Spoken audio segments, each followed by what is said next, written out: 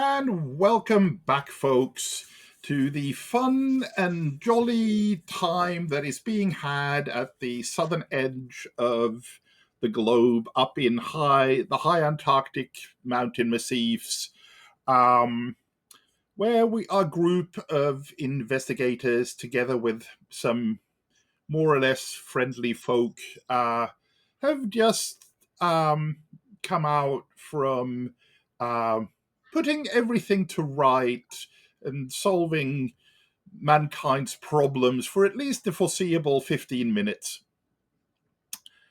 But of course, me just telling this story isn't going to be much fun. So let's go around and hear from the wonderful people that actually form the core of this story.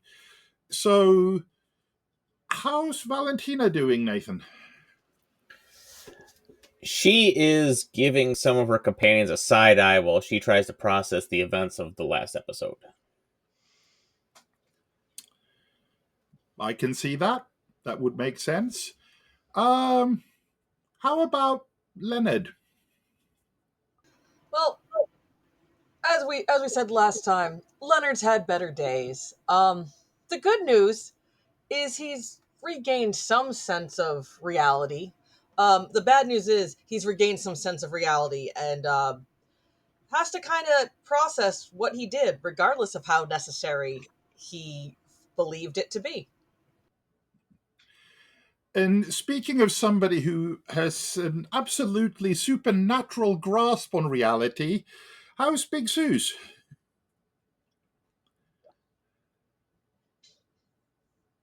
Apparently on mute.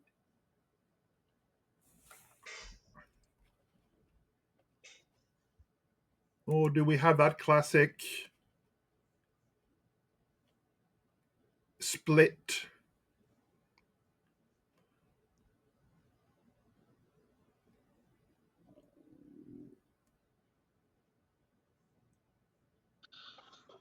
Oh, here How we do go. I sound now? There we go. There's some sound. How bad do I sound? You're a Does bit it sound tinny. good though? Yeah, you're. We can. Let's try this one more time. I'm sorry. I'm really sorry. No worries. There we go. That sounds really good. Oh, does it? Okay. All right. So, Big Suze has a 1,000-yard stare, and the ever-present smile on her face has managed to slip, and she continues to carry the head of our previous patron by her side. Wonderful. And I'm going to roll the calendar back about 20 minutes to um, where that your group is starting off, because it will give me the opportunity to ask our good, once a doctor, uh, these days supplier of medicinal compounds, Dr. Tremblay. Yeah, well, I'm just kind of taking everything in stride. I wasn't involved in the shenanigans that they had to deal with, but I welcome them with open arms to where I'm at.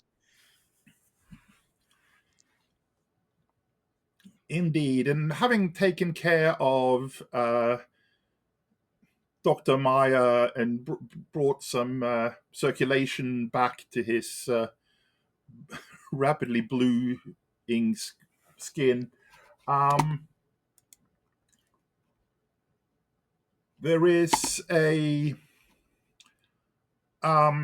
We, of course, also have Miss Acacia Lexington.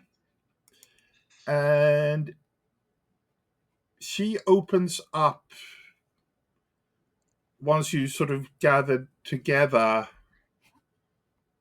and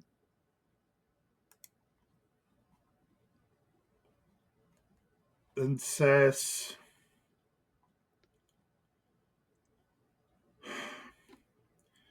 just look at it all. Just look. The greatest find of the age. The key to a whole new chapter of human discovery. and it's nothing but a ticking time bomb, and one that's about to blow by all accounts.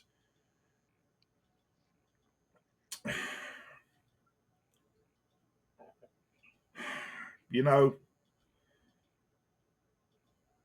I'm beginning to think they were right. Dyer,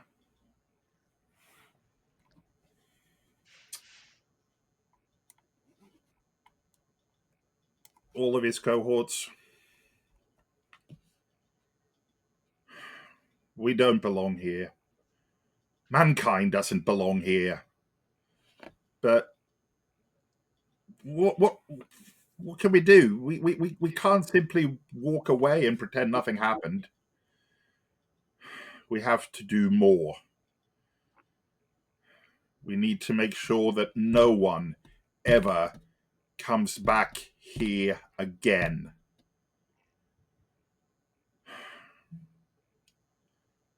All I can think of is that means telling a convincing story and making certain no one else has a different story to tell.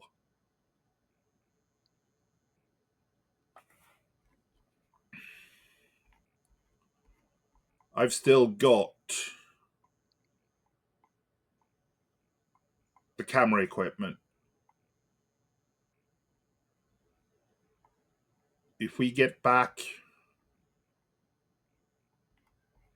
to the great city, I've already got a fair amount of film, and I think we have oxygen for another few days. I can take more. Enough proof for the best of them that there's nothing up here that might buy us a few years. But I don't know about the Bas Meyer Falcon. And he looks over at Professor Meyer, who's just sitting drooling in the snow. I have this sense that they're not going to keep quiet. They're going to want to keep pushing.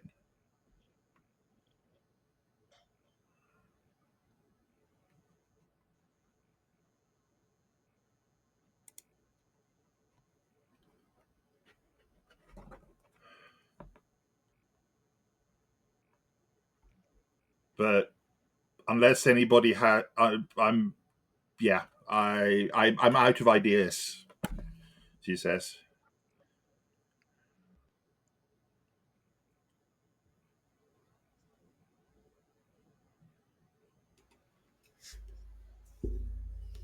If you're looking for ideas, I've got an idea. Let's get on the plane, get to the ship, pack up the ship, and we can go.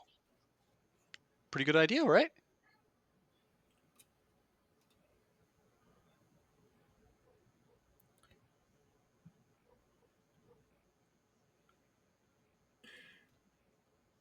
I like the idea, but it doesn't. Carter's going to kind of shake himself and sort of like that reminder of the fact that, hey, we're still in the middle of a snowy plain and there's this big scary tower there, Mhm. with the words about the plane, and be like, yeah, we agreed. We should definitely take our leave of this place. I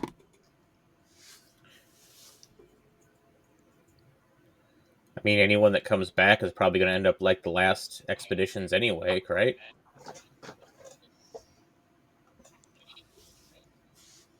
Yeah, and did that stop any of us?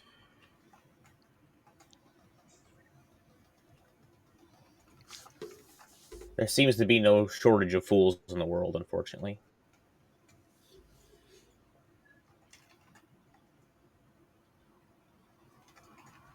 I mean, don't we have a little extra dynamite? I mean, we could always just leave some behind as a parting gift to all those here. I mean, we can be sure to light it on the way out, but yeah, I for one don't want to remain on this ice, and I'm worried that the Germans will decide to fly off without us. can we get going before we're stranded here? Because this is the last place I want to be stranded.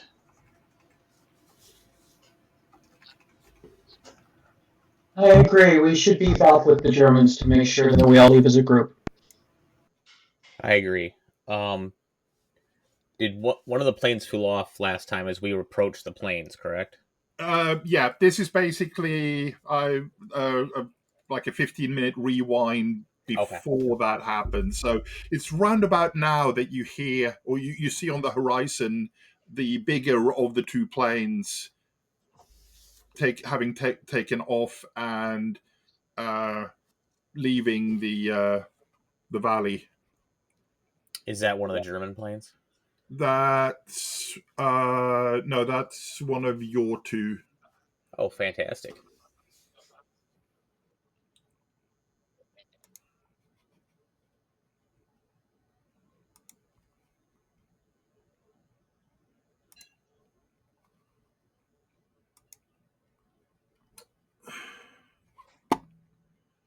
Well,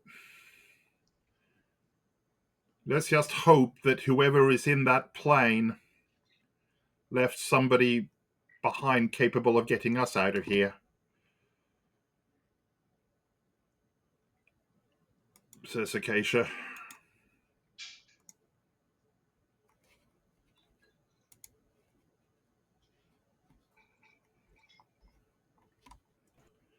I believe we start making our way to the planes, to where the remaining plane is. Yep. Absolutely.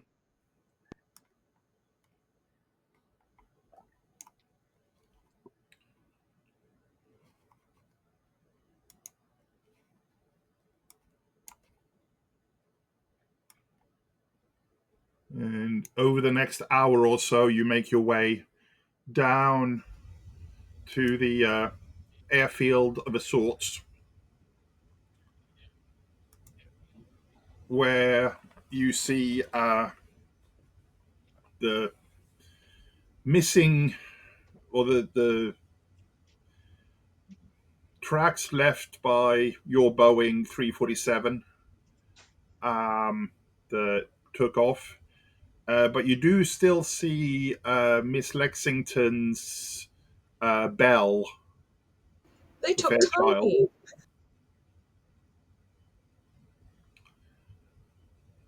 They did take Tiny.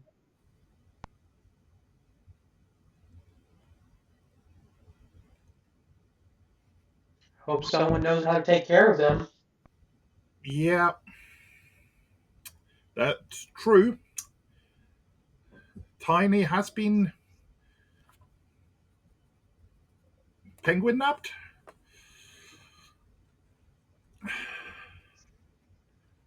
Feels right? And as you start to move down towards the remaining plane, you can go ahead and make spot hidden rolls.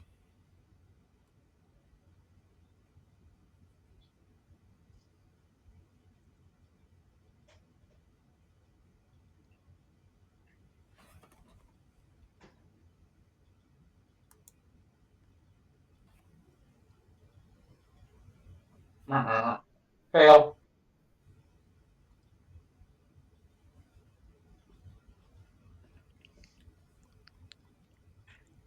So you're maybe a couple of 100 yards out when Valentina, you spot in the low midnight sun a glint of gunmetal in the open cockpit window.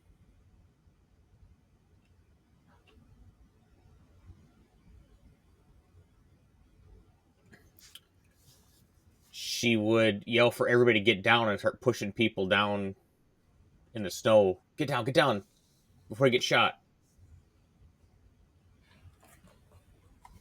I'm going to continue walking towards the plane, carrying Starkweather's head. Okay. I think Leonard's gonna Leonard like if you try to push Leonard down, he'll definitely stumble and probably go down to a knee, but he's not gonna register at first the like what you're saying.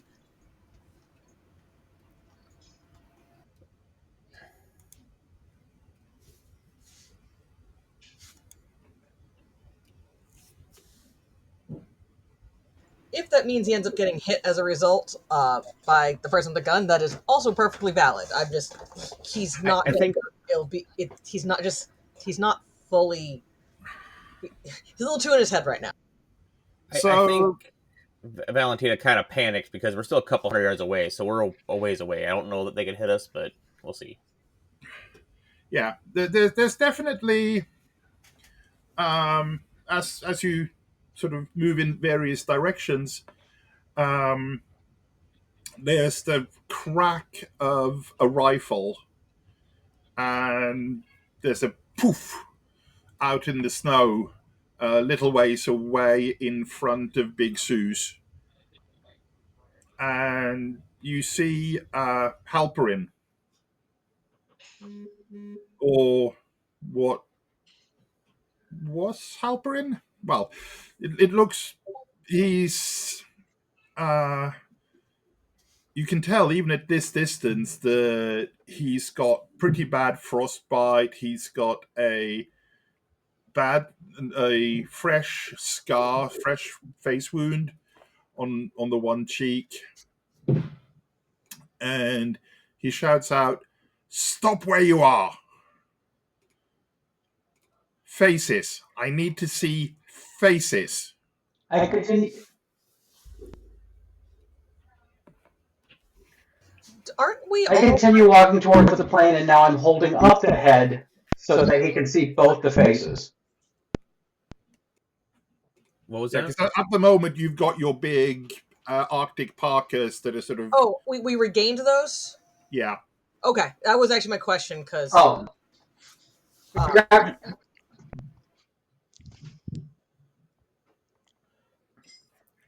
I'd look to Acacia like, "Hey, this is your plane, right?"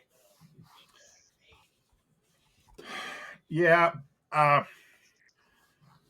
she just pulls back her hood, shakes out her long blonde hair, and says, "Mr. Halperin, it's me.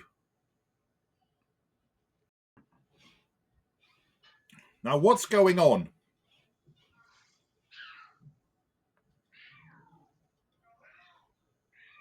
And he looks out and goes, "Well, it at least looks like it's you. I don't trust it, but I'll take it." And he disappears out of the cockpit window, and about 30 seconds later comes out of the plane door in the rear and wanders out towards you and says, "We got to get going. We've got to stop them.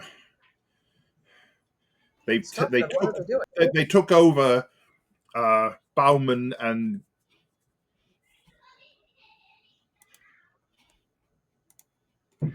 Rucker. Who's they? They tried to take me as they tried to take me over as well, but I was too clever for them. They weren't getting me. Why the flying monsters I that mean, they we were stole our chasing? plane, but what? The monsters? What? I, I don't understand. They're shapeshifters. They're body snatchers. Warwick's gonna. Well, yeah, he's gonna pale a little bit under the wind chapped and frostbitten uh, conditions of his face. Yeah. Go and everybody can go ahead and make psychology rolls. Okay, and right after the psychology roll, I'm gonna take a big long swig because I just heard flying something something, Mm-hmm. Now that they're flying, I need to drink that away. So, Warwick very much. Okay. So, unsurprisingly,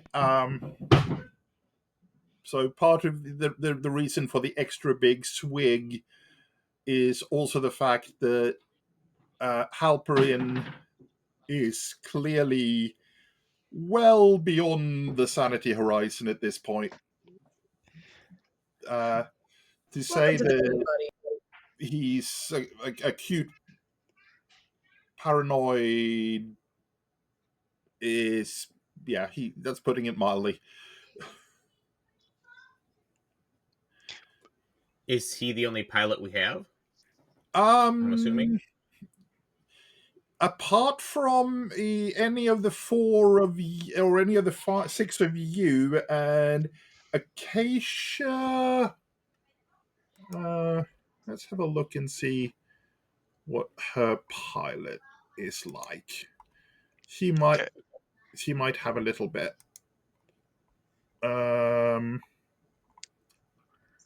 And I'm the only one who made the psychology roll, so I realize that he is gone. I'm gonna take another big swig. Okay. Yep. Roger Tremblay is visibly drunk. That's never a good sign. Stefan, if I strap two dogs to the props, does it make it a dog sled pilot roll instead? You're No. muted, Suze. Well, I don't hear Suze anyway. I do. Oh no! Okay, good. You, Someone hears me. after what they saw, Not telling great jokes to no one.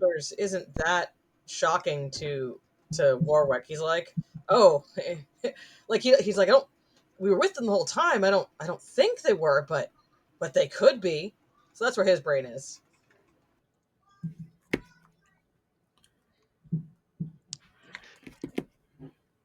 And Suze Acacia, is just adding it to her list. Oh god. yeah, Acacia turns around and says, "You're right, Halperin. They have to be stopped. If they get back in radio range, the first thing they're bound to do is radio their base. And before we know it, there'll be 300 plus Germans running around just blindly blathering into things that they really should not be dealing with." And Halperin goes, "I don't care about that. I want my plane back, and I'm getting it back. Now, come on, let's get out of here." And Suze So needs he's to get being. Tiny back.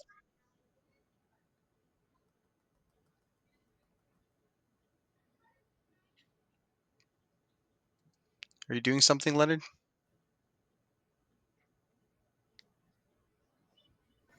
I said, and Suze needs to get. Yeah, cut it out right in the middle of your statement. Oh, I think Suze is super delayed.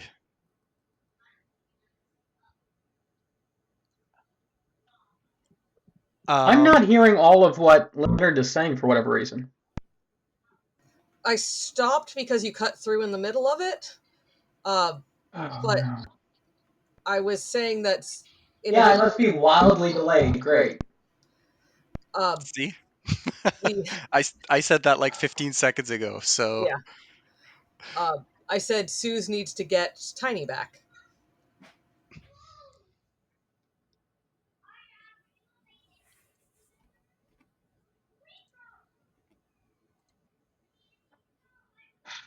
Let's. Yeah, I'm gonna read and hopefully it'll get my delay gone. Okay. I do want to ask about Halperin. So is he seeming like he is...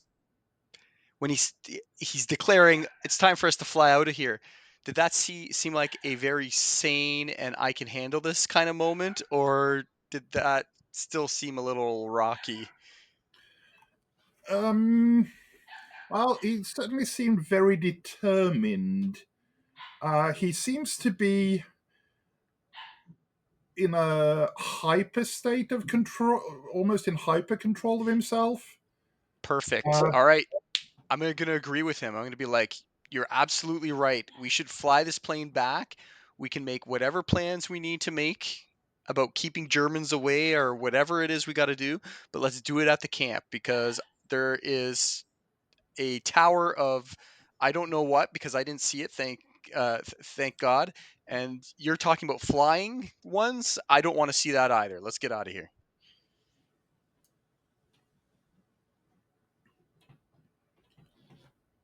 Absolutely. And he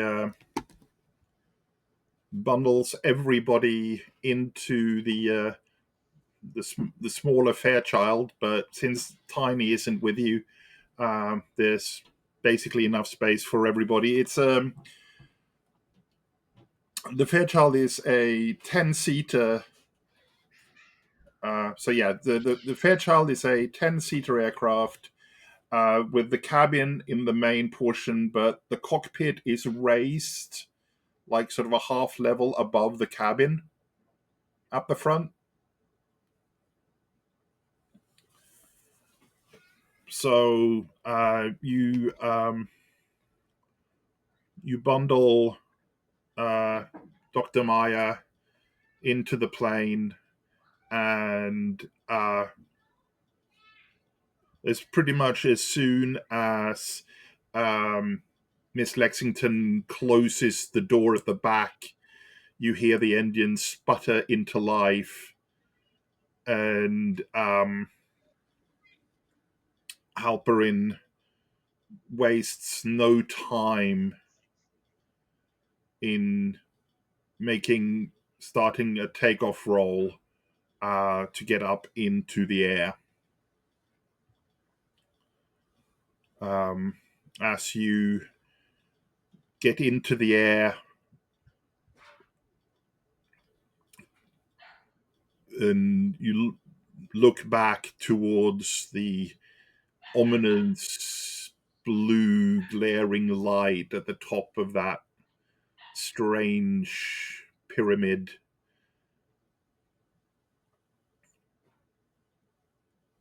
as you set off in the pursuit after the Weddell, the Boeing 347 that apparently has both of the German Falkman Meyer personnel aboard it, and Tiny.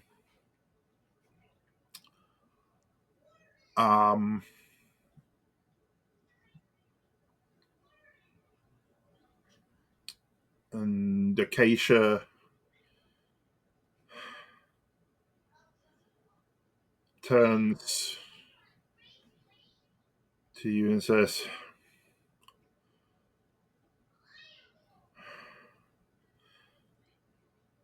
I think we're all doing this for our own reasons, but I think we all agree that for our own reasons this has to be done. They cannot be allowed to escape. If they escape, it's all over.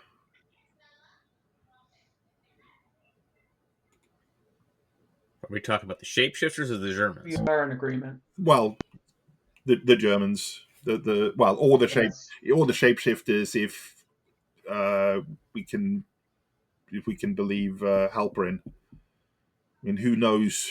We know what we saw, but who's to say what reality is anymore?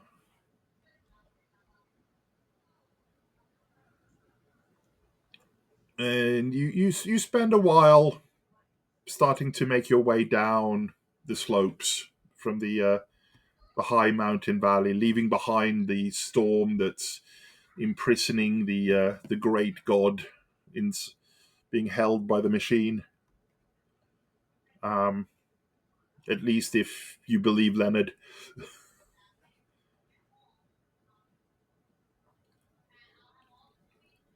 And I'm going to ask everybody to make a navigate roll.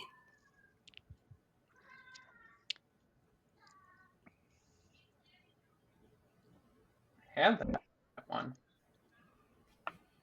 Actually, I should do one for Acacia. Whew. Oh yeah. I knew that training would pay off. Absolutely. So I think Roger in his is sitting back in his seat, getting bounced around in the turbulence of the high winds up here. And occasionally he's looking out of the window, and he has this warm and fuzzy feeling inside of him. It's not just the alcohol, it's also the knowledge that you're heading home, you're heading away from here. The alcohol does a pretty decent job of soaking up what guilt he may have about the fact that on your current course you're bypassing the great city. You're heading straight for the pass. So you're leaving behind the dozen or so people that are up in the great city. But then again, they've seen things as well. Can you really trust them to toe the line? Quite I frankly, mean, I forgot about that entirely. And I'm gonna go with Leonard has forgotten entirely as well. With the fact that it was not fugue state, but yeah, I'm gonna go with my forgetfulness matches his, and he's gonna be really upset when he remembers later. And conflicted.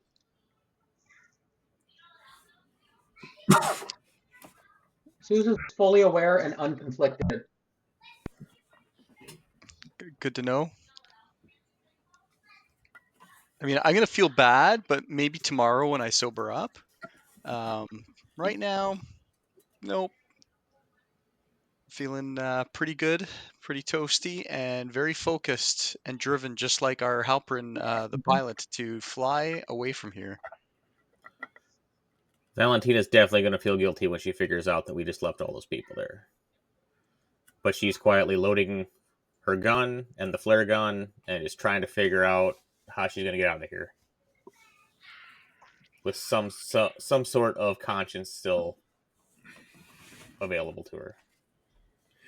And at this point, I am going to ask also anybody who has, say, operate heavy machinery or mechanical repair for a roll. Is there a difference in role? No, it's just different ways of approaching the same. So I failed by like 25, but I feel like that might still be worth spending the luck to cover. Because you're asking for a mechanical repair while we're in a plane. That's probably not an unreasonable. If you're not spending the luck, I'm going to push it. Yeah, so yeah, dropping a lot of luck to be able to pass that. So 28 points of luck. Yeah. Yep. That's fine. So, whilst all of this is sort of going on, and you're about half an hour into the flight,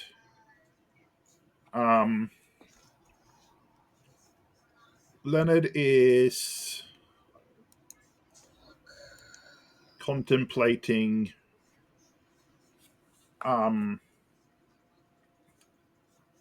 just the general situation. 74. And he's realizing that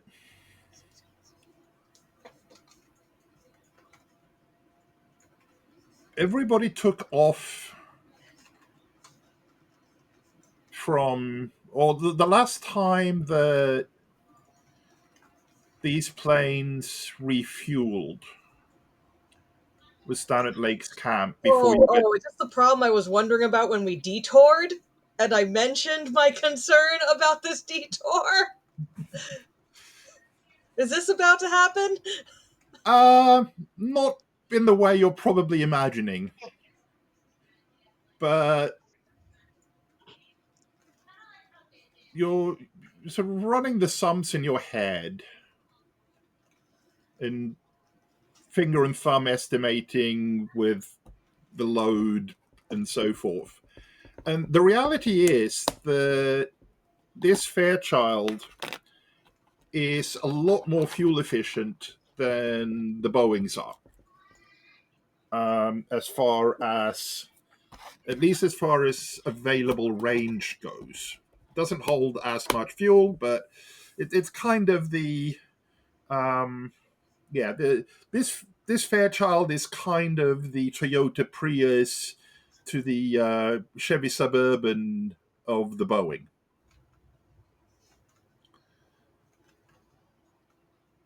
And you reckon that, well, okay, the Germans got, call it a 45-minute head start. They have about as fast a plane. But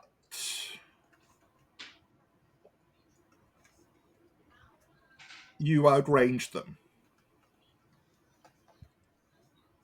They're probably not they might have enough fuel to get back to Lake's Camp.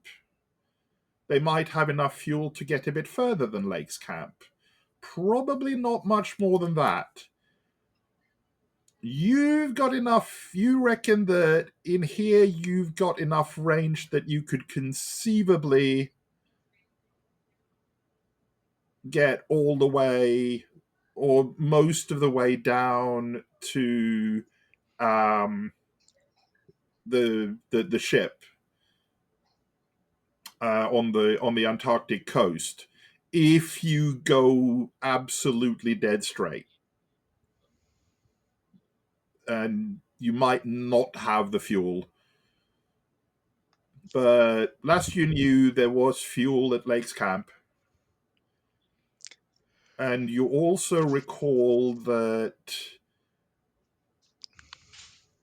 there must have been the Barsmeier Falcon expedition have a supply dump somewhere fairly close by to Lake's Camp, like an hour and a half, 2 hours flight away.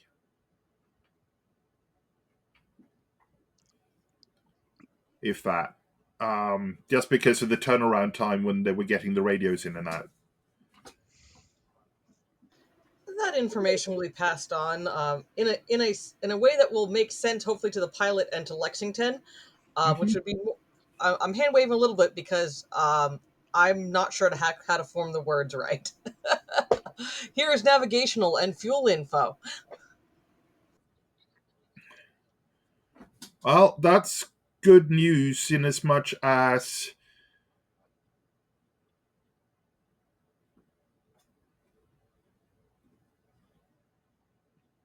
there's every chance that we'll be able to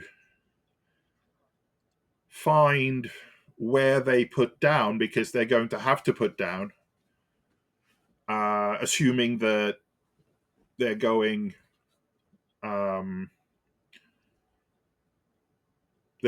the main. They won't reach the main BFE base. They're going to have to put down somewhere and probably radio for help. And we can get to wherever they go, we can get to them. Now, of course, we don't know where they're going.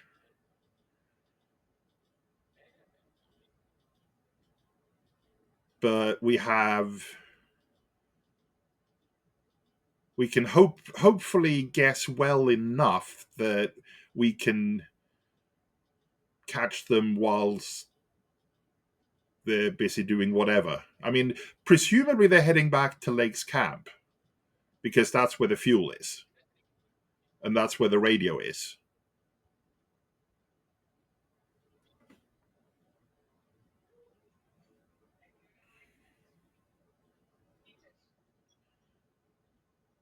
But also, says Acacia,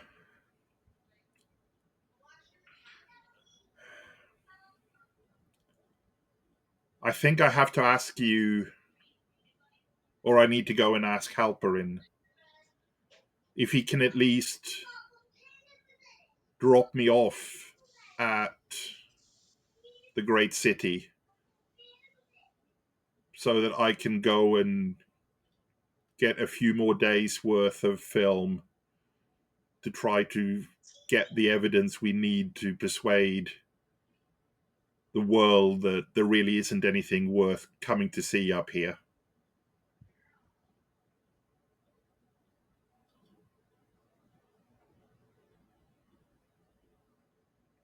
Agreed.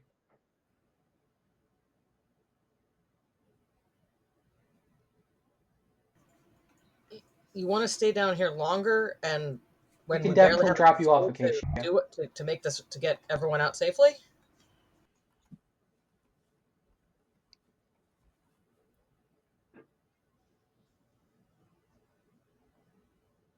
We can't get everybody out of the city. The bell won't handle that. And it's more important that the bell catches up to our BFE problem and deals with them. Make sure that the news doesn't get out.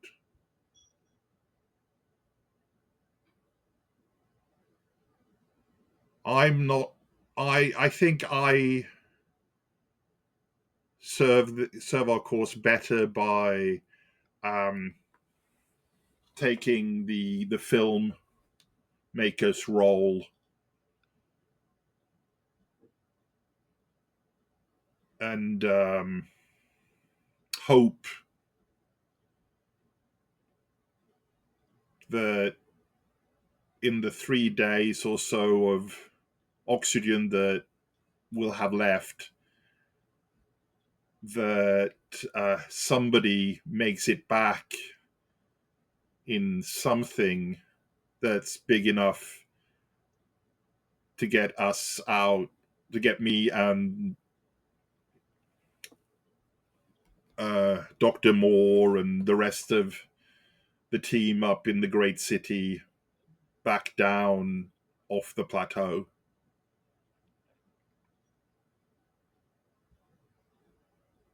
And if you don't, well,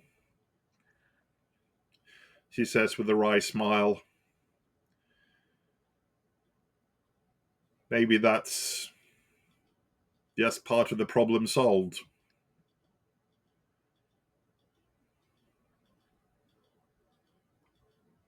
I'll tell you that I have full confidence we'll return for you.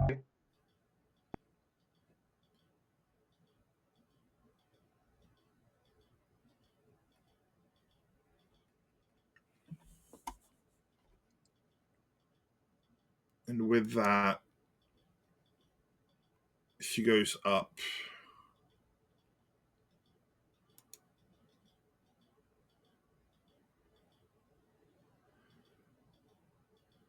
and has quite a heated conversation with Halperin, that results in the spending of a significant amount of luck, as in 34 points, so half her luck.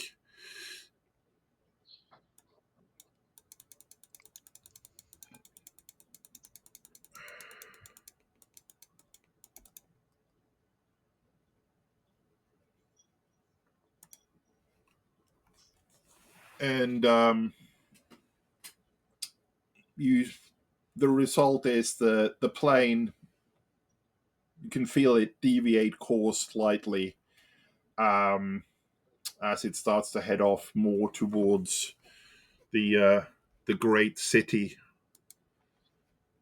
And when you come in over the great city, whereas previously it was this timeless and pristine, ice-covered, massive construction of alien beauty, now it's filled with crevasses, broken buildings.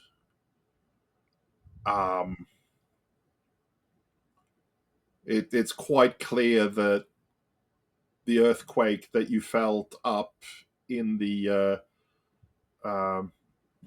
machine pyramid struck down here as well.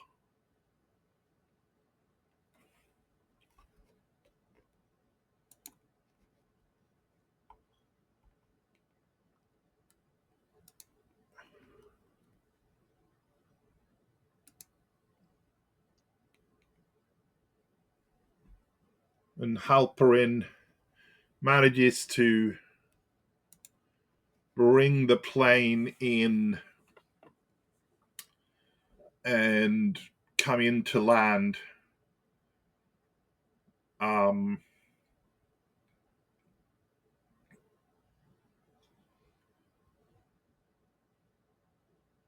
she says, well, if you want anything, grab it quick because we're heading again. I would say that I'll keep rolling on Leonard's mechanical repair success. In the you at least feel uneasy about Halperin wanting to seemingly take off straight away again without going around and doing a safety check on the plane first. Can I try to convince him to let me make sure nothing has shaken loose so that we don't run into mishap, or make sure the shapeshifters did not sabotage anything that will cause problems in the pursuit? That is the angle I'm using. Wonderful, I like it. I think I'm going to give you a bonus die on whatever social role you feel like using. I'm trying to see what he's got for any socials. I don't have a lot there. Let's see. Do you want me to see if I can compound your bonus rolls? Can I offer the pilot a little swig of some booze, maybe, just to So tell it's him to charm, relax? fast talk, intimidate, and what's the fourth one? Persuade. Right. I have my highest social is 15%. So that bonus die is going to be real useful. Oh boy. Don't know how much the swig's going to help him, but he's going to try.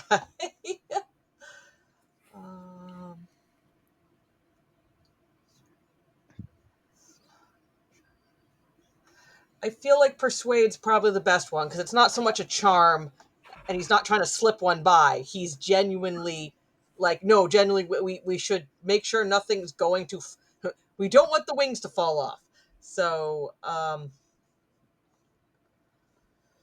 Oy. How do I do a... Ah, there we go.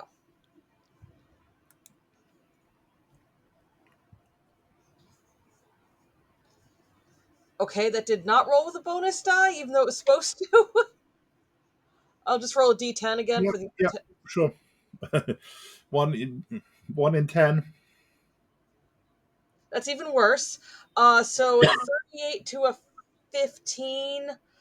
That's I'll spend some of my luck for you if that that's helps. 28 luck to make it a normal 23. 23. Yeah. Yeah, I would like us to not crash. So this is why I haven't been spending luck, because these are like the small gaps I've had. I'm usually failing by like 50. Yeah, so I'm gonna spend 23 luck, which means I've spent 50 luck so far this game. Mm-hmm. So 23.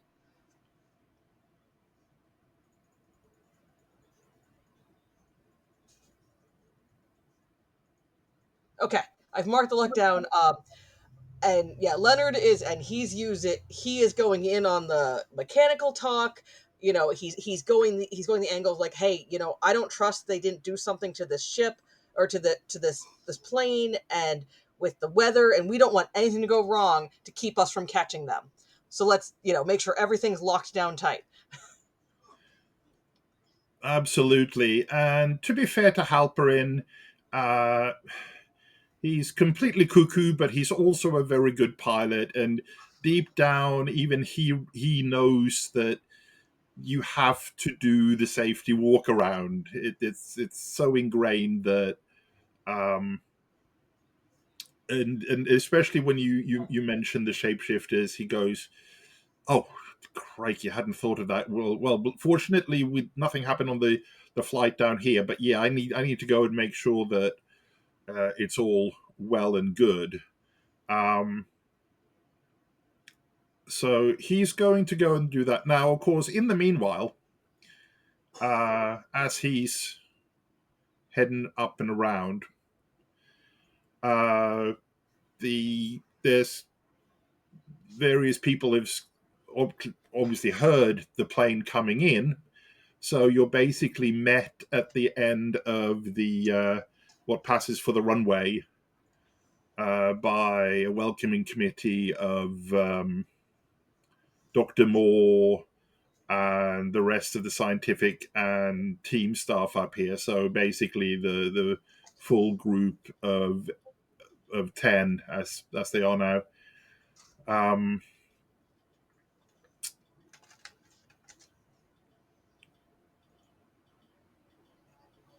That have come out, and Miss Lexington will goes over to Big Suze and goes,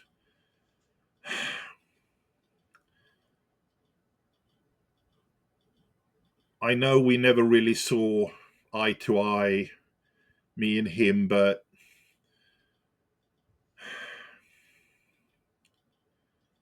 I feel like I need to be the one to return Starkweather to Dr. Moore, if I may.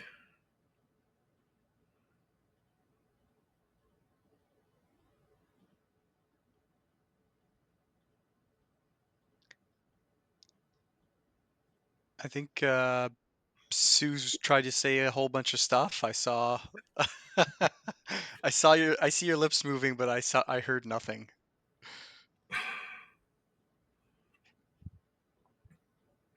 No. Yep. 1 second, and we'll see what. Well, Sue's fixes that. I think it's cooled down enough I can turn the light on. So 2 seconds.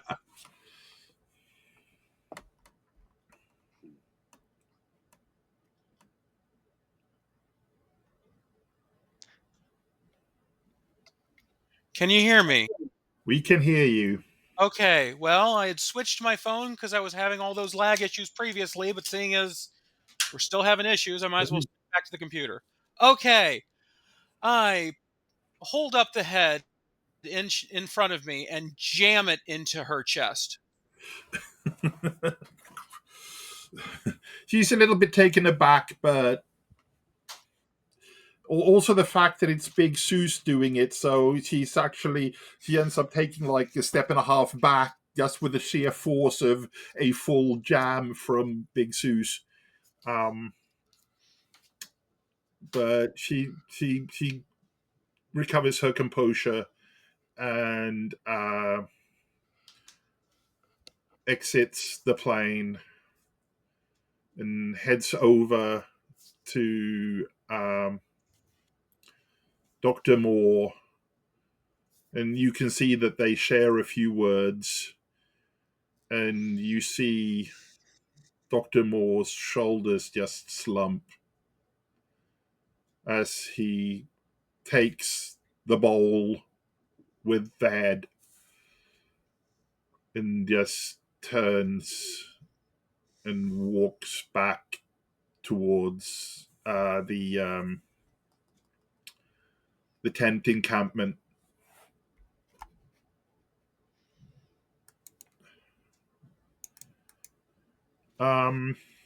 Meanwhile,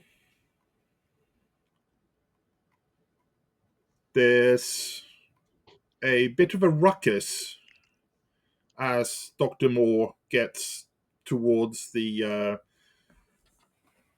encampment,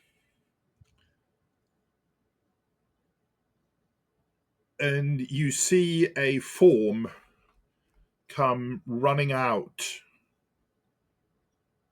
and head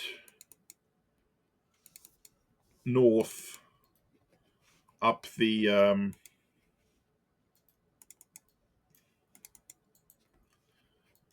up across the open area. It's Danforth, who's seemingly gotten loose.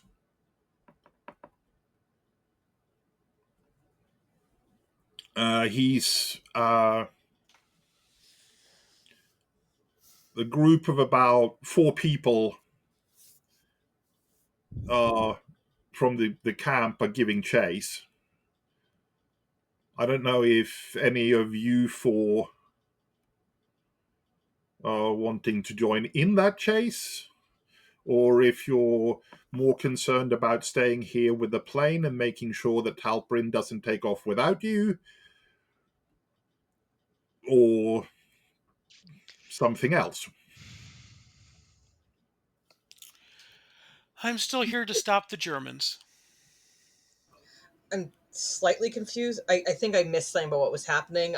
But whatever gets us forward, preferably staying with a plane, uh, because that's going to give us the best survival chance. Sounds good. Valentina? I'm staying with the plane. I missed the name of who was running. Danforth, the madman who blew up the other plane. That's what I figured. No, she's concerned, but she's going to stay with the plane because this guy could take off at any time. So I'm gonna. So, Yeah, go ahead, Roger. so Danforth is running. Is anybody running after him? Yeah, there's a group of about 4 people running after him. Why? I'm not concerned about Danforth because I kind of think there's a few bad eggs that we just have to kind of let go. But I'm gonna take one more swig and I'm gonna try and get these people to hurry back before we leave them behind. I mean, wasn't Danforth living out here on the tundra for quite some time by himself? Well, if by himself you mean for about a day. Oh, okay. Okay, so Roger staggers off screaming at the people chasing after him. Which means that Roger gets to see what happens to Danforth as Uh-oh. he ends up climbing up the exterior of one of the buildings and he's sort of standing up there, gesticulating. Oh,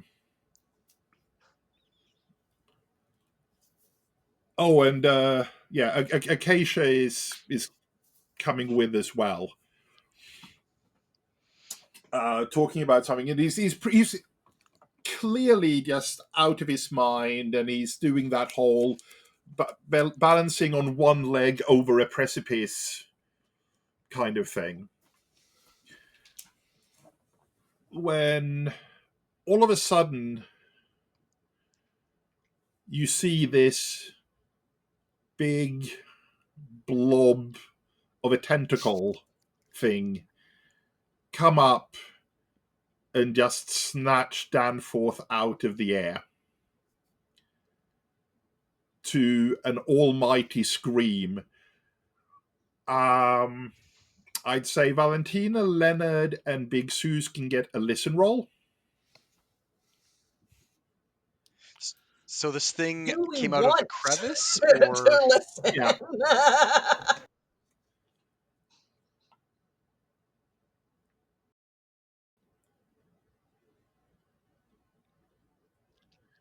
I succeeded, I guess.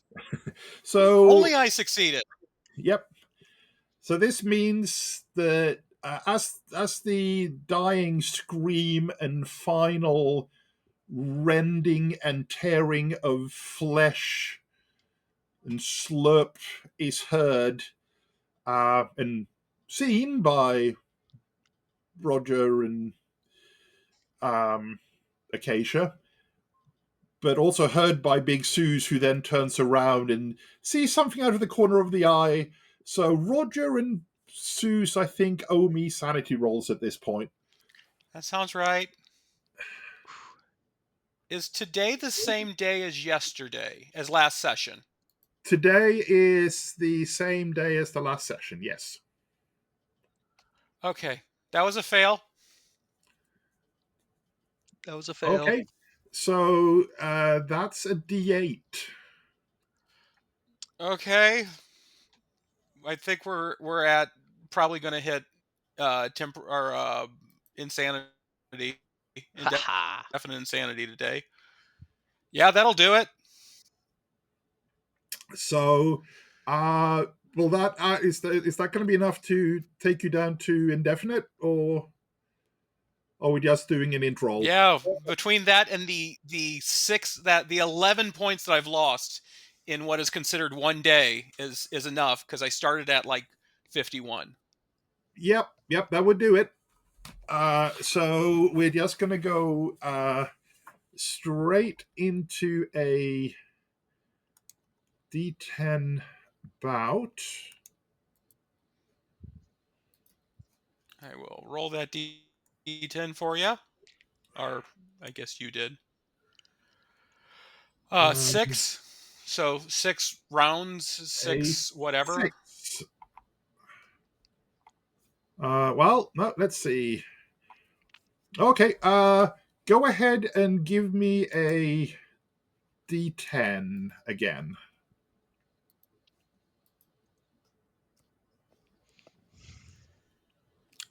Ooh, interesting. Whatever a 9 means. Yep. I'm sure. Absolutely. So I then need to go and look at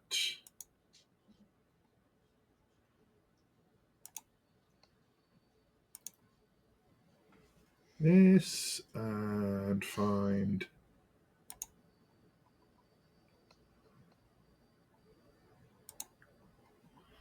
and then go ahead and roll me a D20, please. Oh God. Okay. Oh, how long does my insane accuracy last that I picked up between sessions? That's still running. Okay. Rolled a 7 on the 20. 7 on the 20. Okay. Cool. So, Cool.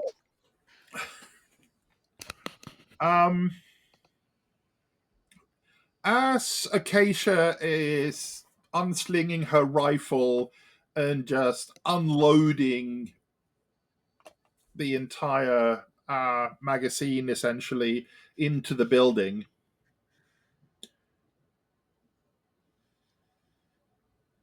Big Suze just drops to the ground and is out like a light. Fortunately, the camp doctor is still up here. So since he's out in the crowd that came out to meet the plane, he wanders over and very quickly realizes that she's basically all right, but she's just overwhelmed, and she'll come round quite soon. He thinks. If only I had some additional brandy.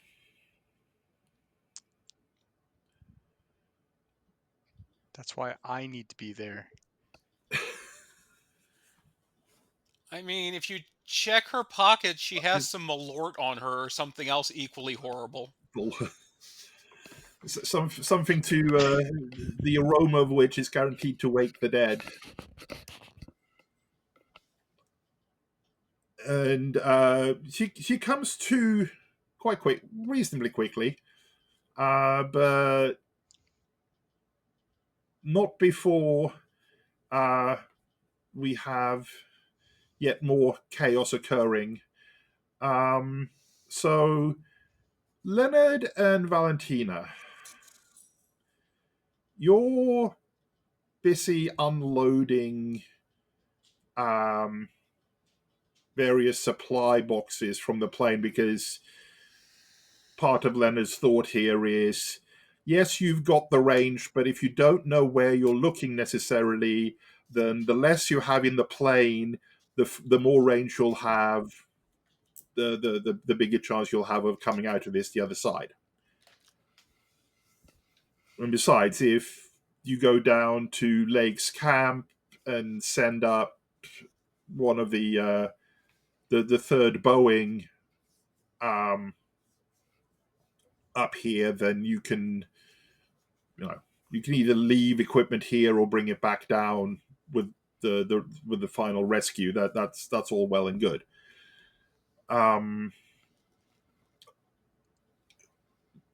But you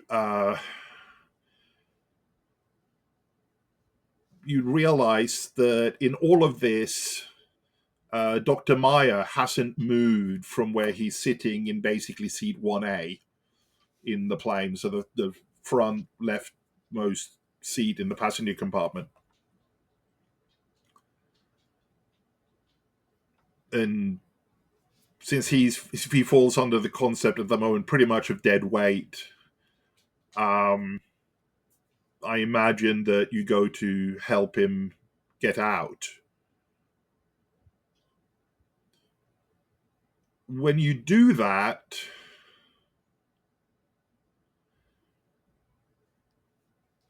there is a shout of, "Hold on, what do you think you're doing?" And Halperin is in the rear door of the plane, holding a gun. "He's coming with me. I don't need him alive, but I need him." Why? "You don't need to know. Just get out, both of you, get out." And he starts gesticulating with the gun that goes off. So everybody in the plaza hears a gunshot go off from inside the plane. Since he's pretty much gesticulating, unless he gets really good. Let's see how really good or bad he gets. This is what does Valentina in finally. That would be kind of funny, honestly. A bullet goes off somewhere, but on the other hand, you reckon that if he starts pointing it, actually, now that he's bringing it down and starts sort of bringing it in to point at you, he's at point blank range. He's probably going to hit. But I'll open it up to the pair of you, since Big Suze is currently lying supine on the ground outside.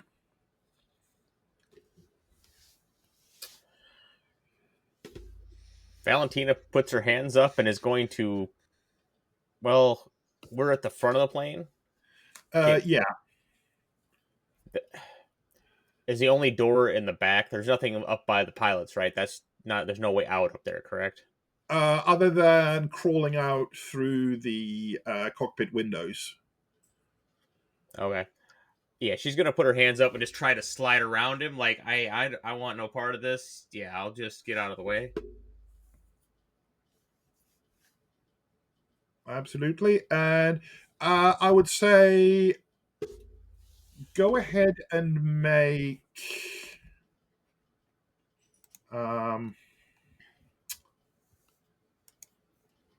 go ahead and make psychology rolls for the two of you.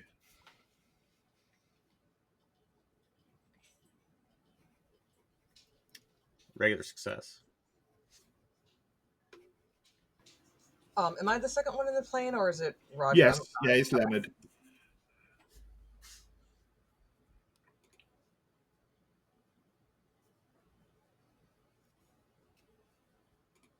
Oh wow! Shockingly, Check I, that box.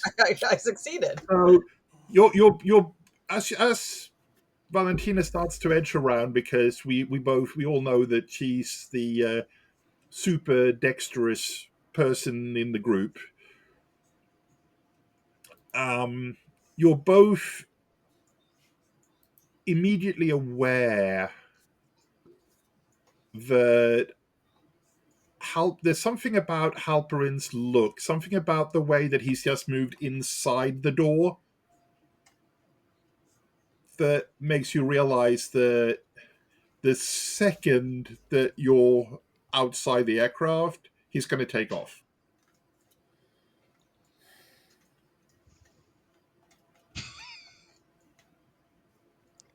Oh, I wish I was there.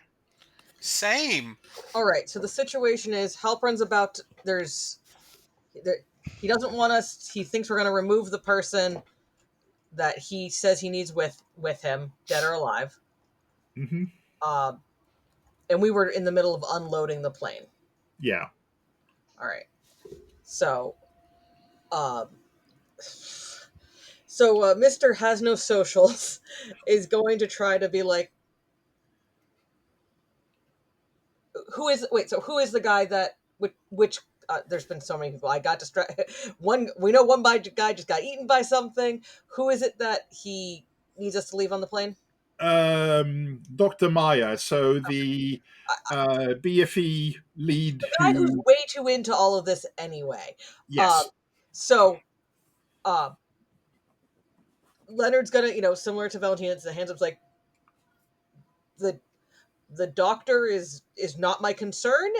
If you need him, do you need us to restrain him? But can we get the rest of the just get out? He's telling us to get out. Yeah. You don't want our help taking out the shapeshifters?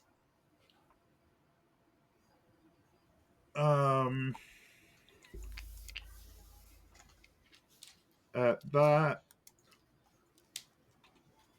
he just randomly fires another bullet in sort of generally in your general direction, but more likely into the front wall of the aircraft. Okay. Which isn't great for air cabin pressure, but so he's fired 2 bullets. Yeah. How many? Keep count. So is it a revolver or it appears to be a pistol, so up to 10? Yeah.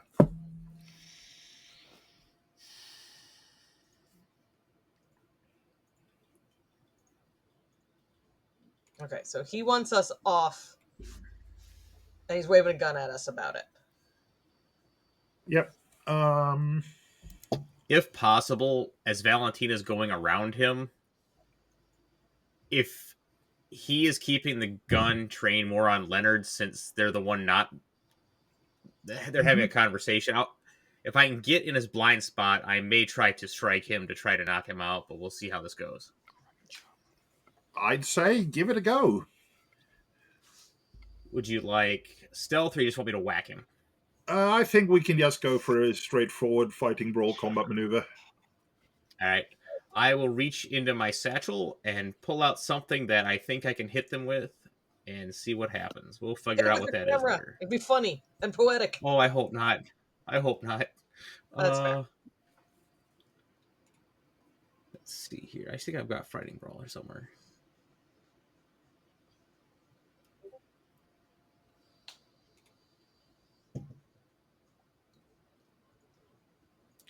A 38 is I can make that a success. Okay. Do I need to make it a really, really good success to knock him out, or is a regular Let's success enough? see how. I think I grabbed one of them really, really heavy flashlights that I have in my satchel, and I think I use that like a club. Okay, that's not actually his skill. Yeah, a regular success will be fine. Okay. So I will spend 3 points of luck. Okay. So yeah, you basically manage to get behind him and whapping once round the side of the head, and he drops and tumbles back out of the plane. And it's about now that Big Seuss comes to. Do I have any phobias or manias now? Well, you know, you're slight. It takes you a moment, but you have this understanding of why it is that you've spent your time running dog sleds. Mm-hmm. Mm-hmm. You finally get it. You finally understand and can put into action just how fast a running dog is. Mm-hmm. So you now have insane speed. Okay. And what does that give me? It basically gives you a bonus die on the con roll at the start of a chase scene. So I get 2 now because my Yep. pulp talent is endurance. Mm-hmm. Okay. Yeah, nobody's beating Big Suit out of the blocks. I'll be back 2 seconds. Yep.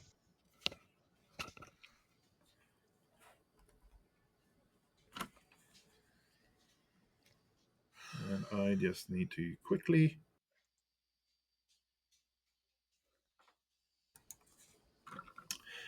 And so you now have a little bit of a quandary in that you've knocked out, or your pilot is knocked out as Roger comes back to the group, with the group of four that went with.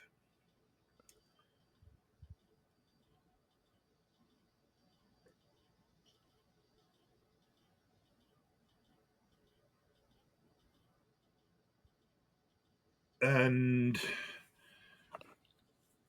go ahead, Roger, and give me a medicine roll. Okay.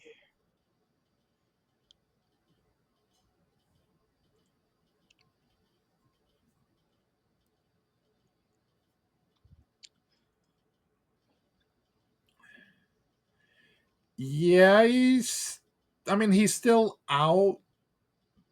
He's sort of coming to a little bit, but you reckon, that's not.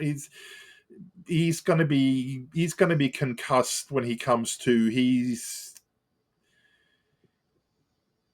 He probably shouldn't be flying.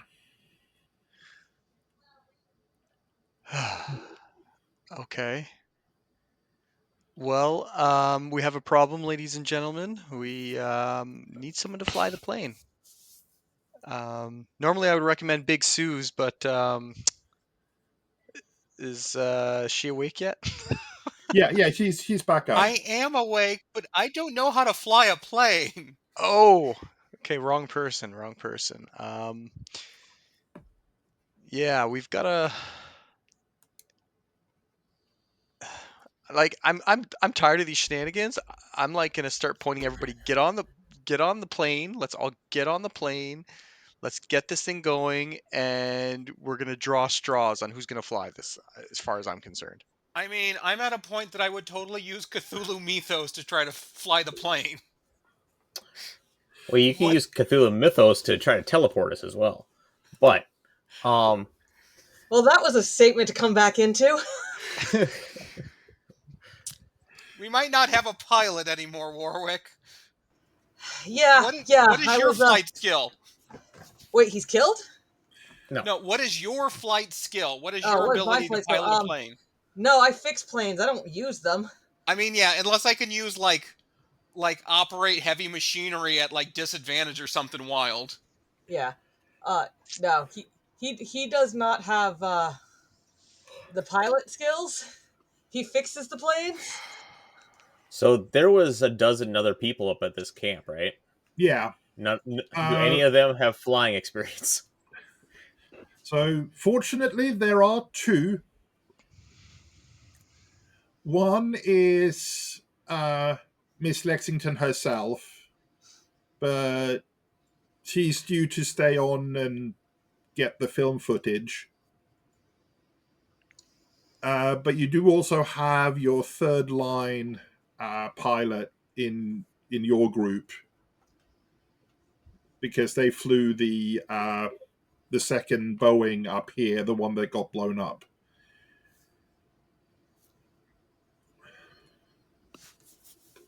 I guess they're getting pulled up to the big leagues then. Yep. Absolutely. Track them down, throw them in the plane, and go. Pretty much. Pretty much. Well, I mean, every moment that you're hanging around here, the two Germans are getting further and further away. So,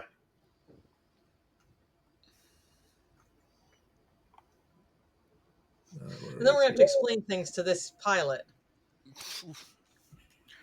I don't think we need to explain what's actually happening. Yeah, but what's he going to do when we take care of the Germans? Seuss is a little crazy. I'm okay killing the pilot if we need to. Yeah, but then we can't get home. Like, we need a pilot that understands what's going on. And Okay. I mean, we can tell them that they're traitors, that they turned on us. Yeah.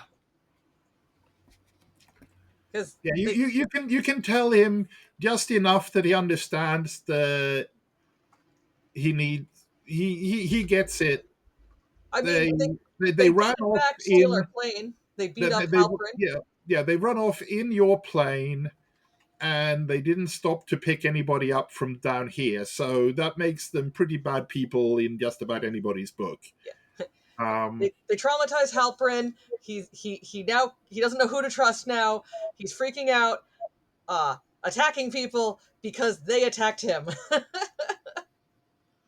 Which is only a slight exaggeration. Okay. Unless Halprin wants to be helpful once he comes to. And we're taking his gun. Taking his gun. Good to know. Yes. And we're throwing this Halprin's not doctor gonna off the keep a plane gun too, after right? that. Yeah. Yeah, that's an extra 180 pounds that you don't need.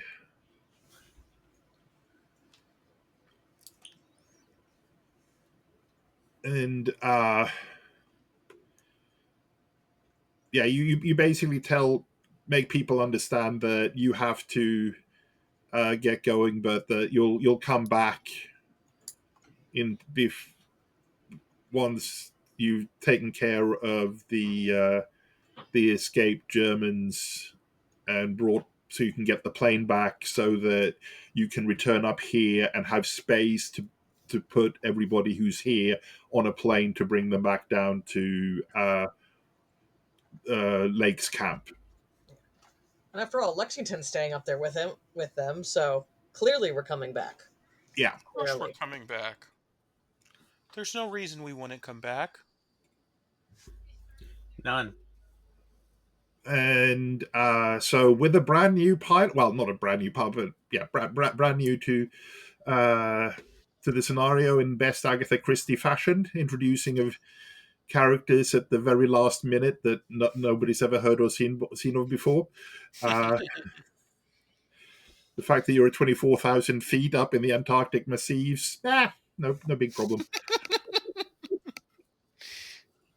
And you take off and you head off across the and start making your way, trying to fight your way through that what's now an insanely strong headwind blasting down the valley leading to the great city. But it takes a little while, and it's very bouncy, but it goes without a hitch, and you break out into the morning light, just coming up over the side of these black, sharp, ridged mountains. And when you were coming up here,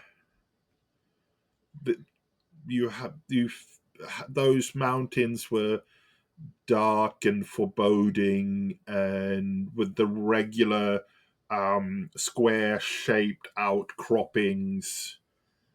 You can feel sort of the sense of alien civilization almost to them. But now there's jagged cracks everywhere in them.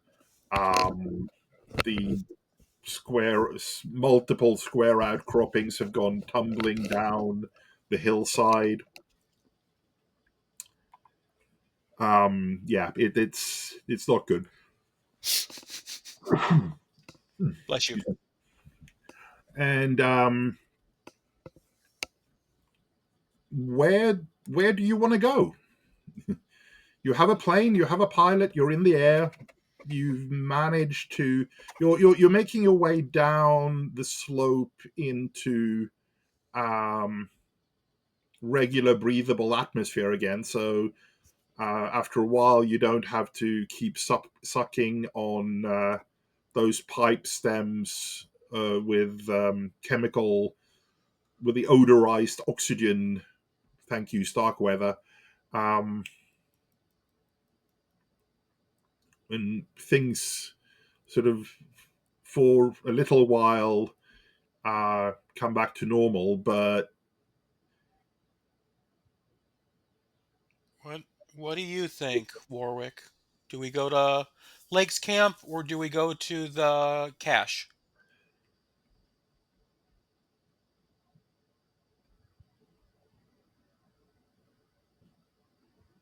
Can't hear you. Sorry, my push to talk decided to stop working. There's fuel caches at both. at least there were when you left. Yeah. Um,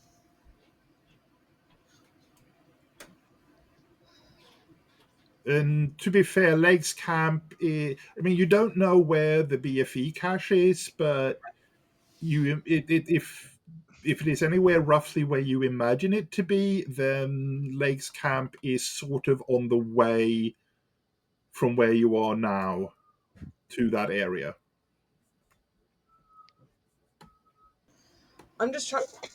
We're thinking the Germans are trying to get somewhere where they can basically call in the cavalry, is what we're suspecting. Not trying to escape them, Yes. correct? Yes. In this, yes. They won't have enough fuel to reach their base camp. Right. Which is why Lakes Camp or the cache is probably where they're headed. So we do a flyby of the cache on the way to Lake's camp. At least Or get close enough to spot it with the binoculars. Now putting that all in spot or in order, I would say we go by Lakes Camp first because it's the most likely place where there's a radio that they may be trying to get to. But wouldn't we? Do we have a radio on the plane? There should be a radio on the plane, I would think. yes, you do, but We don't necessarily know what frequency they're on. I wasn't saying them. Can we contact the camp to see if they're there? Maybe. And maybe we won't be able to try for a little bit. We have to get closer, maybe, but it's an idea. yeah, absolutely.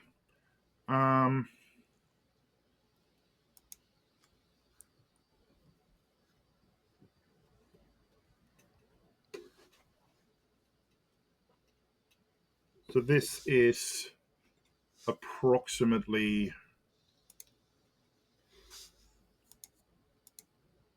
how you have the situation at the moment.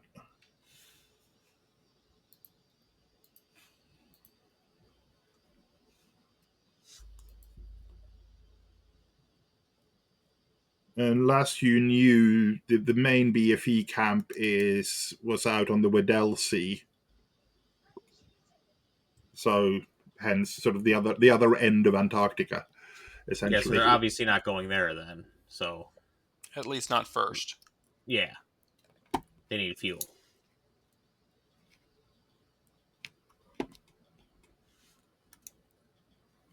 Like I said, we the camps look like they're pretty close together, where they would have like we get closer, we try to contact Lake's camp.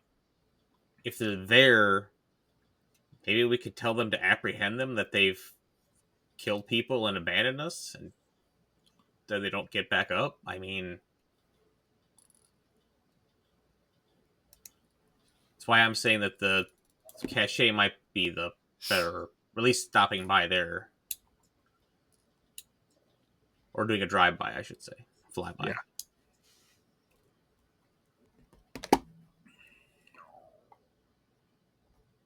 So you start trying to call up Lake's camp on the plane radio.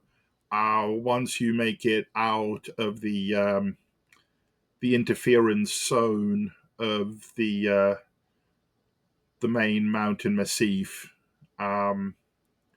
but you don't get any answers. And it's when you finally come into visual range of the camp, and you see the camp quite early, or quite easily, as it were, just because of the fires and smoke.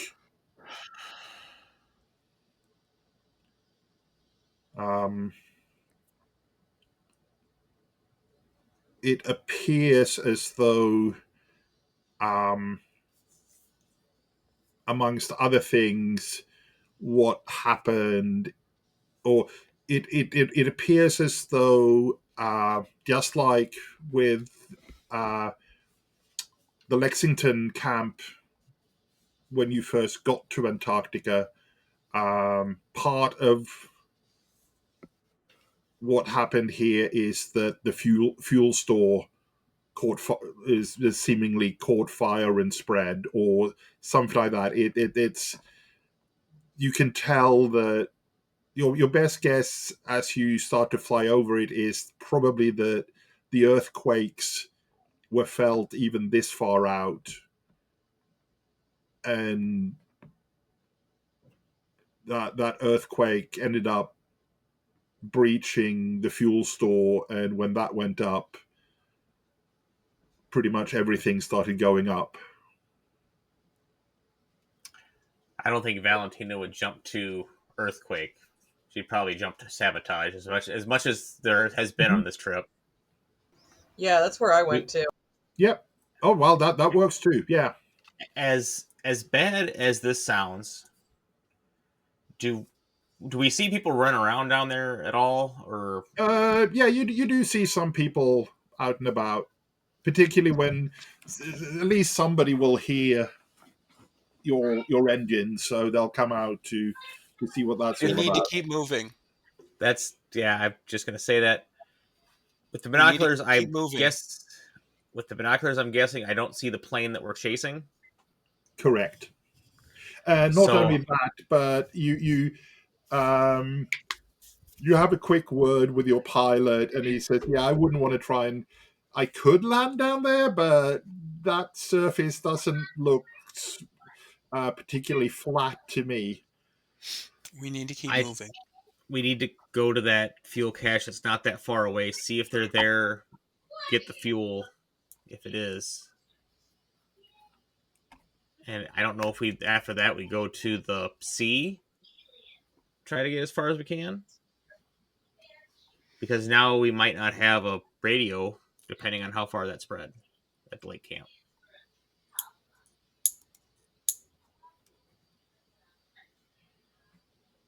But I'm open to suggestions. I fully agree.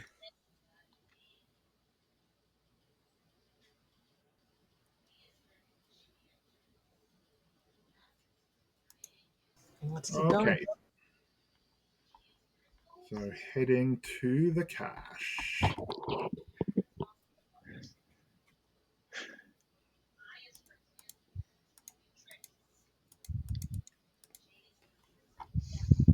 Mm.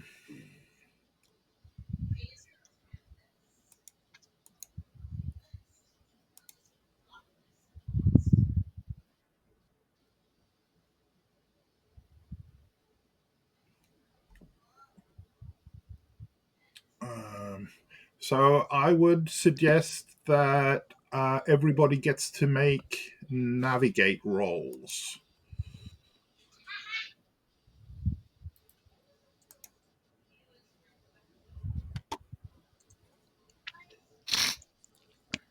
This is I'm to apparently find the. just out of it because I've got good navigate and I haven't rolled a successful one all night.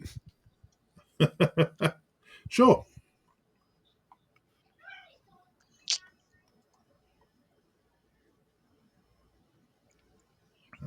Did somebody say they were spending luck or no? Who's closest? It looks like Big Sue's only missed by I one. am. I'll spend the luck. Yep, I'll spend the point. Otherwise, I would.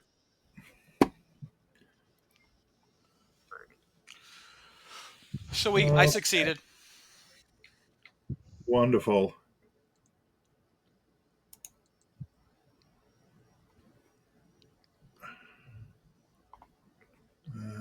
So that's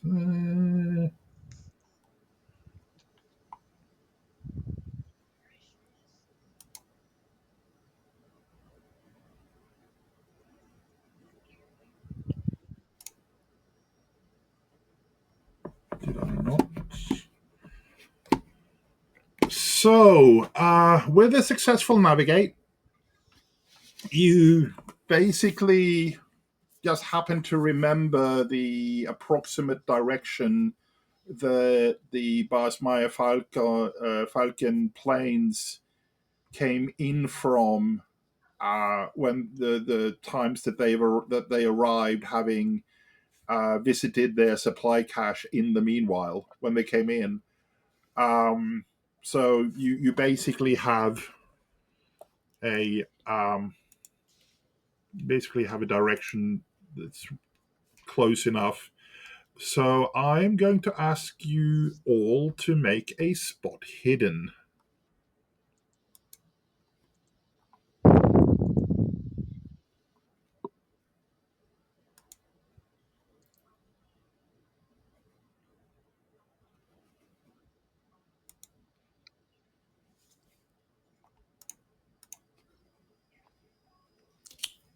Regular success.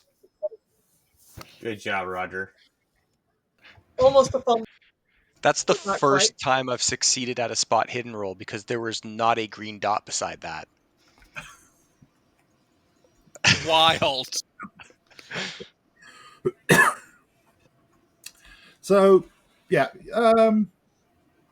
Roger and Seuss, you're everybody's pretty much sort of in and out of the cockpit or looking out of side windows, trying to see if you can see this supply dump.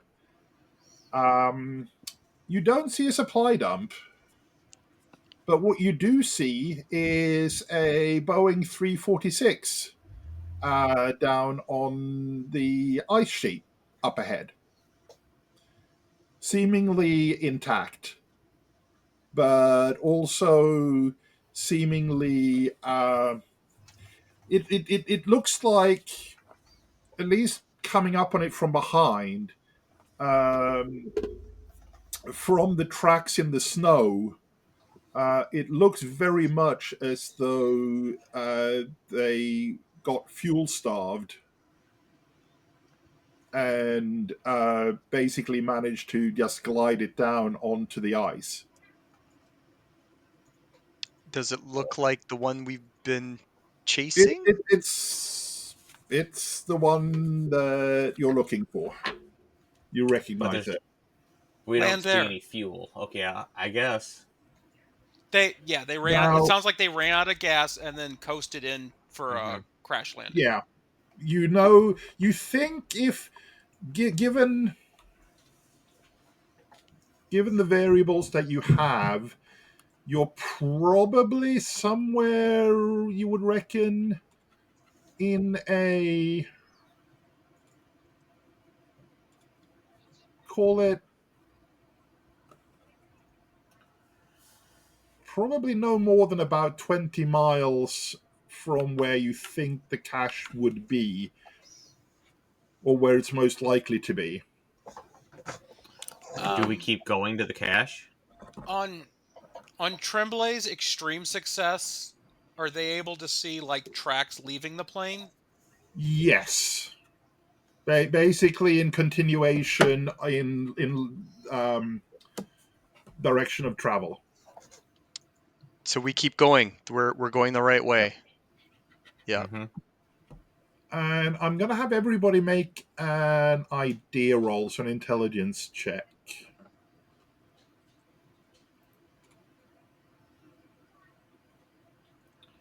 My only good roll was the first one. I failed.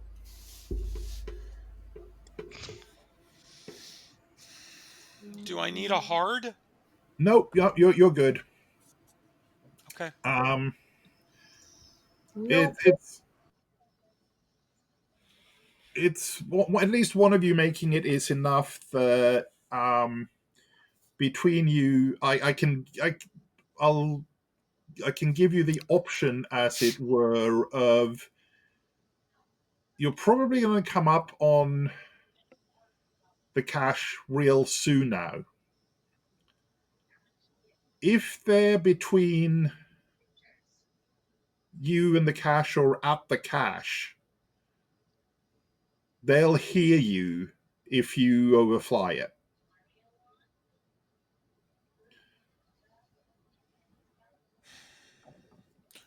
We need to land now. We can sneak up on them. They have to come back this way to get to their plane. Also, the other question is, do we want to sabotage their plane?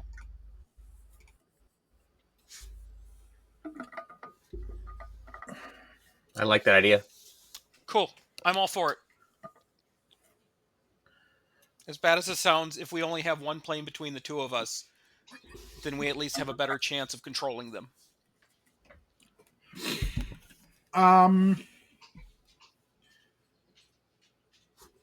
I don't know if this is anything that you really, at this point, are concerned about, but the pilot will turn around and say, well, I'd actually suggest we sabotage this one and take the Boeing, even if it means having to transport over the fuel from this plane to the Boeing, because the Boeing will hold more people for when we go back and rescue the folks up on the plateau in the great city.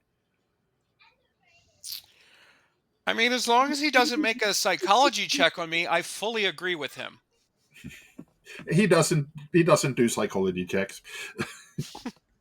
Because I will fully agree with him because he's the pilot, but I think it's been clear that Seuss doesn't really plan on going back at the moment. Unless something changes.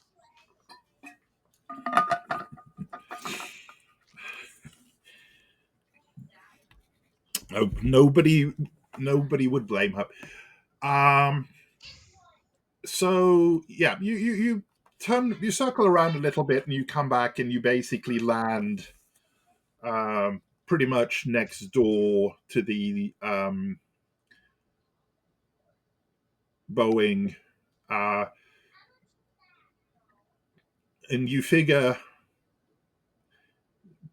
when you do, it becomes quite obvious that two people left on foot from the plane and headed off in the original direction of travel, as it were. Um,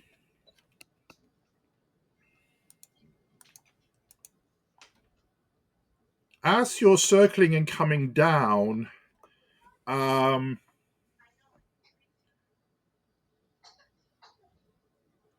the pilot shouts back up from the cockpit. So, since that's ahead of the main cabin, does anybody here speak German?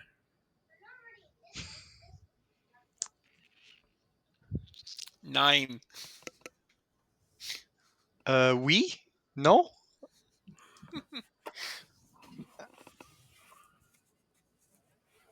I speak a small amount of Native Alaskan. I don't think that's going to help. I know 3 languages, and not one of them is German. I just picked up this radio message. Da ist ein Schlüssel. Can we make like a hard int or a hard education to understand it? Well, I'll read it, and you can sort of see what you make of it. Oh no. SOS BFES. SOS BFES. SOS BFES. Sumkash Lat 78D13S Lun 108D44E Maya tot Rücke so gewahrt Hilfe bitte Baumen. So it's coordinates. And there was a Bauman in there, so Yeah. it's from that a person? our favorite German. What's the range on that radio?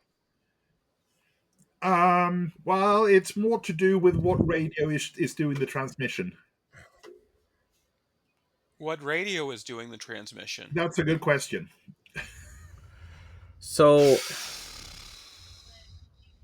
those coordinates that they gave, is anybody here a better navigator than me to say where that was? Were they saying to pick them up at the spot we just landed at? I guess I could look at a map and see if it's where we are right now. Can we roll and navigate to see if... Yeah, if we can piece those together. Sure, I'll even give you a bonus die on a navigate roll for that.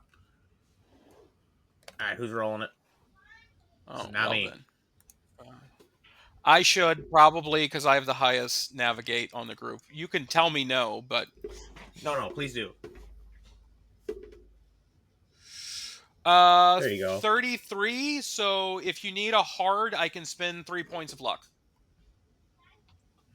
No. It's regular is fine. So you basically it's a spot about 7 miles further on. Okay. So more So or the less, cache. so very possibly the cache as the point of contact.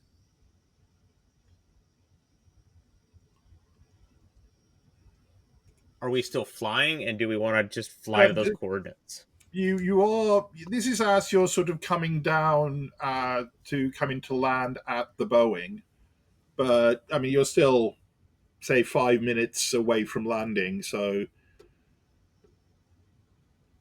but on the other hand, if that is the cache and you overfly it, Yeah.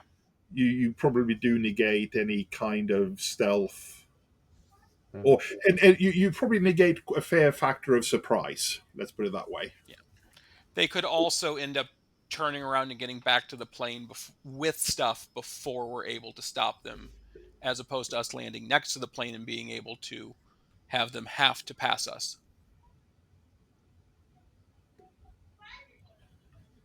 Yeah. The good news, if there is such a thing, is that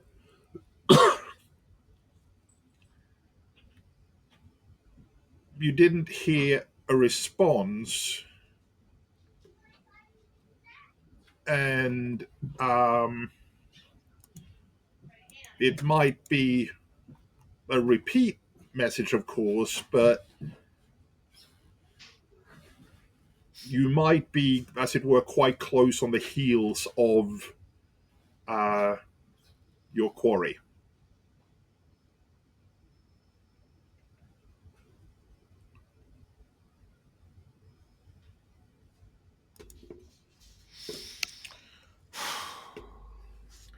Let's land and get moving, I guess.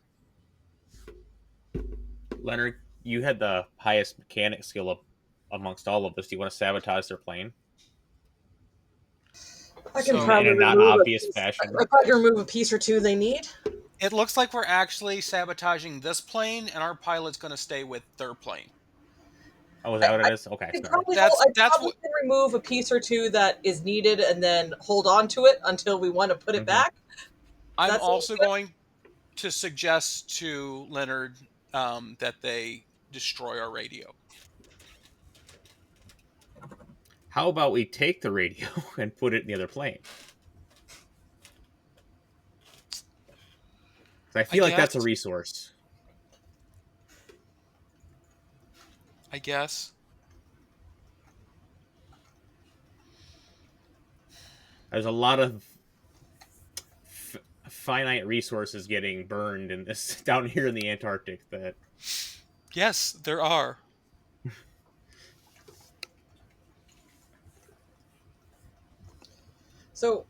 I mean, my thought is remove pieces to be reutilized later. So like you remove the part of the ignition rather than destroy the engine type thing. So that's kind of where my brain's going. Like, let's take the small part that we can pocket, and or like that's let's fine. disconnect the coupler.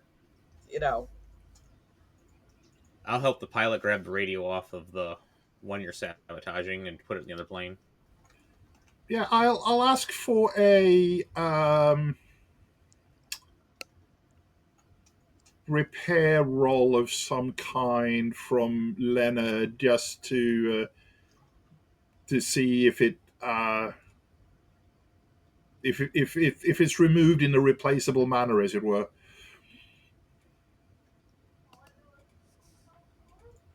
Okay. So yeah, he's not bad at repair. This is what yeah, he was built for. yeah. It takes, call it 15 minutes, because in this case with the big rotaries, what you end up having to do is find the magneto and remove that. It's not quite as easy, unfortunately, as just grabbing the rotor arm. Um, but with the magneto, there's just no spark, so that's nice and easy. Would there have been a flare gun on the plane that we were flying in?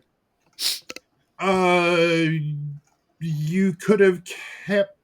You could have acquired one I don't see that you wouldn't have back when you had the break at the big city.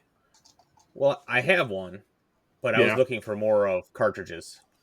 yeah. Oh, yeah. A box of cartridges is And that it that leaves them without anything when they get back. So I love yeah. it. I would also say take the gun itself, just so that we have two in case. I think Tremblay has my gun right now, so I actually don't have any firearms. I have two. Do you want yours back? Sure. Because way back in the day, you're like, I don't have a firearm, but I have a firearm skill. And I was like, Suze has a firearm and doesn't really use it. But now we're at a point where me having it is a thing again. I'm Yeah, you taking the gave me a flare gun and the revolver. short flares. So. Cool. I'm pretty sure it's still on my, yep, it's still on my sheet. So yeah. And as the four of you gear up and set off yet again on foot across the wide open, snow blowy, uh, early morning, sun barely hanging over the horizon, midwinter Antarctic landscape, I think I should ask everybody just for flavor to do an Arctic survival roll. Really quick clarification: which plane was I temporarily disabling, or is it both of them? Because The there was there was talk the back and one we forth. the one I Just that we think showed you up should in. decide what you think we told you, and just do that, That's and let's see how fair. that Yeah. turns out. no, my brain is not functioning. We just got off the busiest 2 weeks of my entire year, so Was it like insanity? uh, like no real life. The Hmm. end of May, beginning of the June is I am head down, complete overwhelm, and I'm now digging myself out of the backlog from the busiest 2 weeks of my year. Okay, no worries. Just roll with it. We're all good. Just roll with whatever you want to do. No, because like the idea of the plan is basically that the Germans don't come back and fly off, Mm-hmm. Mm-hmm. and the pilot Right. is staying with So one of the planes. just to catch you up then, the pilot wants us to sabotage our plane and steal their plane because they have the bigger plane so we can pick up more people when we go Okay, back to the city.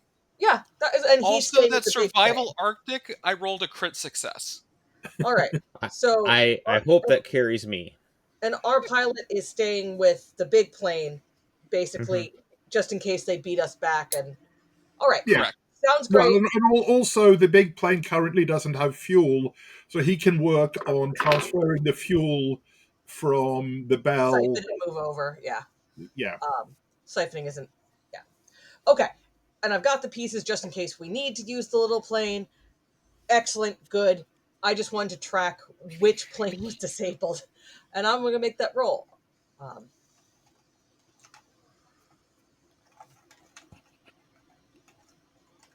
How did Tremblay I end thought up with a higher Arctic survival than me? I thought that you did make that mechanical repair roll, didn't you? Or you mean? Oh, you mean the Arctic survival? Never mind.